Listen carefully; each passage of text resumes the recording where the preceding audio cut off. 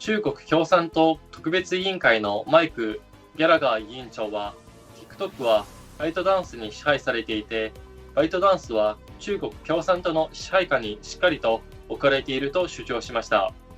バイトダンスは特定の世論を無力化したりするだけで、選挙に壊滅的な影響を与えることができます。詳しくは VTR をご覧ください。Chinese leader Xi Jinping has created the most heavily surveilled state in history. And I'd like to dive into how Chinese surveillance tactics also impact Americans.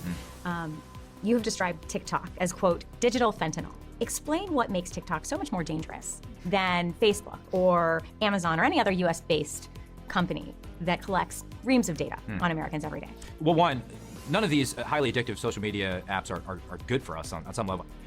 But what makes TikTok different is the basic ownership structure. TikTok is owned by ByteDance, and ByteDance is effectively controlled by the Chinese Communist Party.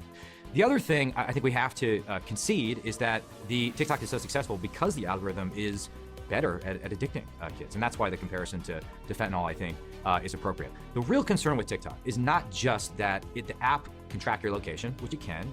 The threat is that increasingly it's a news source for young Americans. It's not just about dumb dance videos. It is a source of information. So the question we have to ask ourselves, do we want a CCP-controlled company to be the dominant media platform in America? And I have to believe we can come to a compromise in the form of a forced sale to an American company that satisfies my national security concerns while still allowing the app to exist in some form.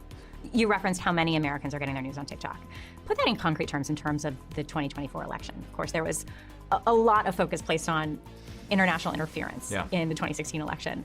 What could the influence of TikTok look like in the 2024 election? It could have a massive impact. I mean, merely by tweaking the algorithm, you could downplay certain narratives, you could intensify certain narratives, you could enhance the core narrative right now, which is that America is a systemically racist, evil hellscape, and all cops are bad. I mean, they're parroting this propaganda online on our social media platforms, and so it could have a devastating impact on our elections. And again, it gets back to the core issue. We don't want to give an entity like the Chinese Communist Party that weapon with which to not only influence our elections, but influence our sense of national identity or intensify hostility between Americans. America Against America is the title of a book written by one of Xi Jinping's closest advisors, and it also describes the strategy that they've deployed quite effectively to pit Americans against Americans and make sure that we are focused on destroying ourselves and not confronting aggression coming out of Beijing.